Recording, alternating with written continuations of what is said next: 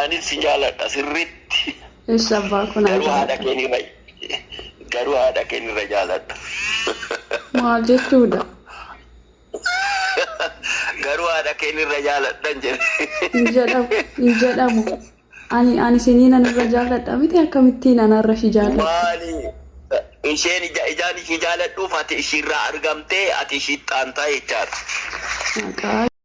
ولا قرش كوسك هاي شنو كابونا بريك ناسو ايش اكبر بس قالت لي دكتور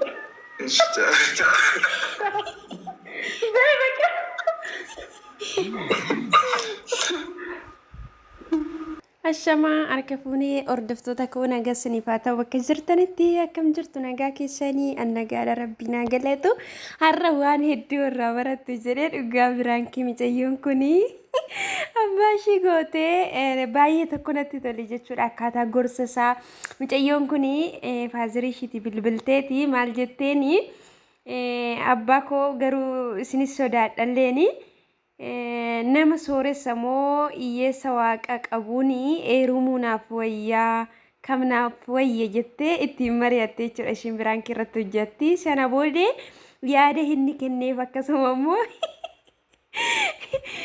si caala haadha koon jaaladha jedhee keessumaa jechuudha dhugaa dubbachuudhaa fi dhiirotaaf illee barnoota guddaa kan ta'u akkasuma shamarraniif illee barnoota guddaa kan ta'udha. Kanaaf iyyuu viidiyoo kana hamma dhumaatti dhaggeeffadhaa isiniin jechuuti barbaada. Haara kan dhuftanii nooraa baga nagaan dhuftanii subscribe gochuudhaan like share gochuudhaan viidiyoo kana nama baay'ee bira akka naaf ga'u na taasisaadhaan na deeggaraa na jajjabeessa. Baalillee muktillee baala qabaa animmoo isin malee maaliin qaba siniin jedha. Kanaaf iyyuu viidiyoo koo daawwachuun keessan erganollee like naa godhaadha. Namoota bira haa ga'u isiniin jedha obboloota koo. Kanaaf sammuu keessanillee firii gootanii har'a yeroo har'aa kanatti namoonni hedduun sababa hubannaa dhabuutiin gaa'illi nama hedduu diigamaati jechuudha. Kana hin hooluu kanaaf iyyuu dhugaa dubbachuudhaaf namni hundumtiyyuu hubannaa akkanaa qaba otoo ta'ee jireenya gaa'ila isaa hin diigu. Gaa'illi gaafa diigame ijoolleen achi gidduu jirtu jaalala abbaan argattu kanaadhaa hin argattu gidduutti jechuudha. Barnoota hillee seeraan hin hordoftu xiinsammuushillee akka ijoollee haadha fi abbaa biratti guddattee miti jechuudha. Kanumarraani namoonni gaa'illi keessa sinii ta'uu didee gaa'ila keessan keessa baatanii waaqayyo gaa'ila keessan isa diigame deebisee haa ijaaru isiniin jechuu barbaada. Isinittiin dhaga'amni garuu barumsa namaaf ta'a waan ta'eef irraa baradhaa isiniin jedha. Keessumaa dhiironni keenya fi shamarran keenya isiniin jedha. Warri ganaa akka kootii gaa'ila godhachuuf deemtan akkasuma immoo warri gaa'ila keessa jirtan isiniin jedha. Barumsi kun nama fayyada isiniin jedha biraan kiyyoo ta'e iyyuu mee itti fufnee wal wajjumaan dhaggeeffanna. Abba nagaadha. Nagaadha akkam? Jira galata rabbii. Baga jiraatte. Ameen sinis wajjumaan baga jiraan. Baga har'aa si gahe. Ameen wajjumaan. Ameen. Abba wanta isin gaafadha deenkaare. Maal gaafadha? Fakkeenyaaf ani otoo heerumuu barbaade jechuudha. Nan heeruma waliin miti dhiifa malee naa godhaa malee gaaffiin akkasii nama gaafatamu. Maali heerumaaf dhalatte hoo maali umaa badaasaa kiiloo kaasuun didu nan heeruma jechuun waanuma jirudha. Waanuma kaleessaa maali haati keessaa nan heerumte miti haati koos abbaa koos heerumte miti. Ishi akkasitti na hubatu taanaan hin ta'a. Yeessa waaqa beekutti yoo heerume moo sooressa waaqa hin qabnetti yoo heerume irra jaallattuun jedhe. Yeessa waaqa qabutti heerumuu si wayyaan jedha. Maaliif hin jedhe? Soorummaan argiteetta badaa hammanatti soorummaan biyya lafaa kun gatiin qabu argitee hin dhufaa hin darbaa hammuma galaana jijjigaa beektaa?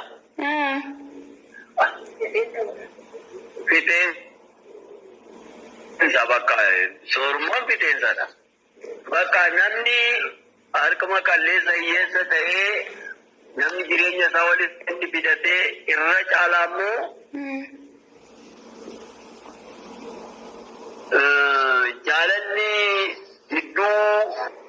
jiraannaan qabeenya caalu isadha. Jaalalli jiraannaan tokkummaan jiraannaan wal dhaga'uun jiraannaan qabeenyi argama. Garuu dhufamee waaqa qabaachuun keessan gaarummaa isaafis gaarummaa siifis gaarummaadha.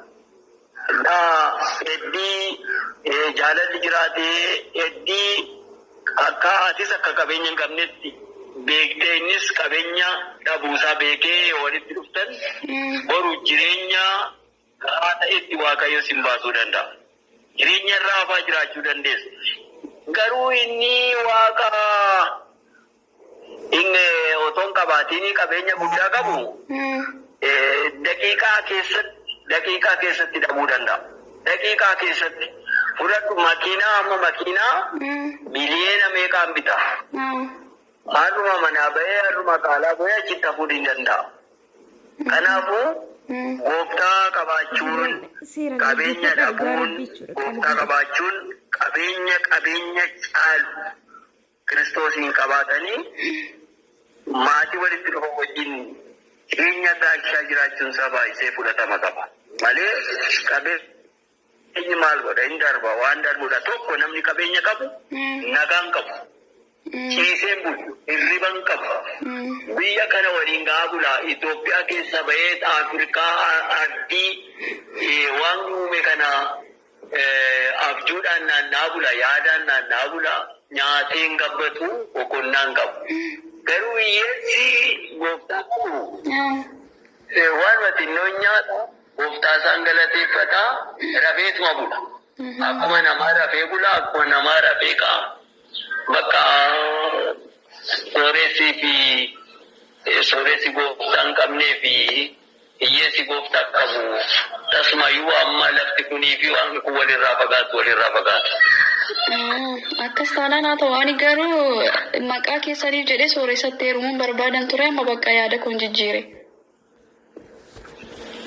Hin barbaachisu sooressi fi yaadni abbaa makiinaa abbaa beellaa beetii abbaa gamoo ta'ee ati amma intalli kootoo heerumte ani akka warra saatii qabeenya hin qabu ta'e boru warri ishii tokko gaashan qabdu amanatti miti warri ishii harka qalleeyyiidhaa siin jechuu danda'a. Garuu isa harka qalleessa sanatti gaafa heerumte ofis madaaltuu isas yoo madaaltu inni amma madaallii keessatti galchuu hin danda'u. Tasumayyuu amma ani sooressa garmalee waan ta'e intalli koo hiyyeessatti yoo heerumte atis anaan boonuu barbaadda. Anaan boonuu barbaadda. Hiyyeettii namitti kanatti an heerumee jetta.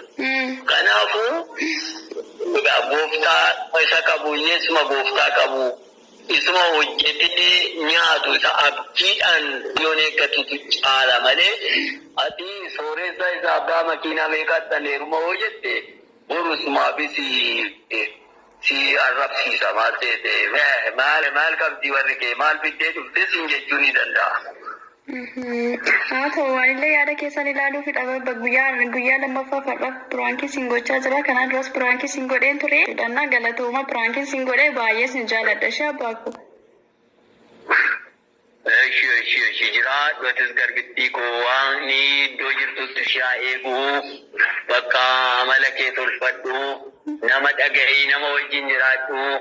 Jaalala horadhu jaalala siifaa kennu waaqni iddoo jirtutti bakka nama wal lolu miti jaalaladha. Jaalalli waan hundumaa mo'aa jaalala qabaannaan ati waan hundumaa mootee darbuu ni dandeessa waan ta'eef rabbi si haa gargaaru jabaadhu gaa jiraadhu. Piraankii kanarraa waan ajaa'ibaa akka barattan abdiin qaba jechuudha. Dhugaa dubbachuudha fi abbaan kunii na jaalattaa abbaa koo jennaan sin jaaladha garuu haadha kee caala sin jaaladhu. Karaan ittiin si argadheyyuu karaa haadha keetiin dura harrigee kanaaf haadha keen jaaladha jedheeni. Maaliif dhiironni hedduun haadha manaa isaaniitiif kabaja hin qaban jechuudha. Garuu waaqayyoo uumaan keenya gaafa nu uumu jalqabatti dhiira huumee cinaacha dhiiraa sana keessaa dubartii haadha manaa isaaf taatu kan inni huumee akkuma sanadha jechuudha. Kanaaf dhiira tokkoo fi dubartiin tokko gaafa haadha manaa taatu qaama isaa dhagna isaa akkasidha jechuudha. Gaafa ishii miidhu, gaafa ishii ammeessu, gaafa ishii reebu akka waan qaama isaa reebeti akka waan ofiisaa hin jaalanneeti waan ta'eef namni hubataan namni hogeessi mana isaa haadha manaa isaa jaalata. Namni haadha manaa isaa jaallatu dubartiin immoo abbaa manaa ishiitiif abboomamtu kan abbaa manaa ishii jaallattu ijoollee isaanillee akkuma sanatti ijoollee eebbifamoo kan biyyaaf ta'anii kan mana isaaniitiif ta'anii kan dhalootatti illee darbanii dhaloota ijaaranii dhaloota eebbifamoota achi keessaa ba'a jechuudha. Kanaaf iyyuu keenya nutillee warri ganaa itti seennullee warri keessa jirrullee akka kanatti sirreeffannee haa qabannu siniin jedha. Shamarran illee filannoon keessan akkuma abbaan kun jedhe isiniif haa ta'u irra caala immoo nama isin jaalatu wajjin gaa'ela keessan dhaabadha. Shamarran yeroo hedduu nama isin hin jaalanne wajjin kan isin rarraatan kan isin boossanii nama isin jaalanne wajjin gaafa akkas gootanii intu uffatamtuun gatii namummaa keessaniitu gadi bu'a.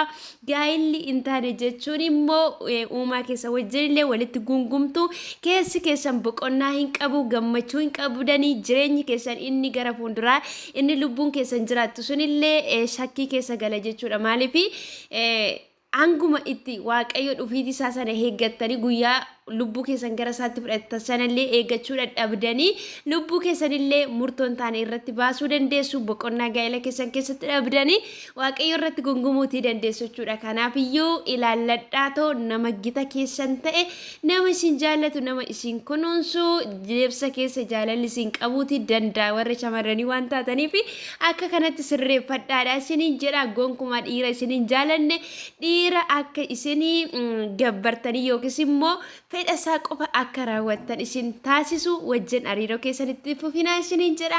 Viidiyoon koo har'aa kanumarratti dhumata. Hanga dhumaatti waan na hordoftaniif galatooma.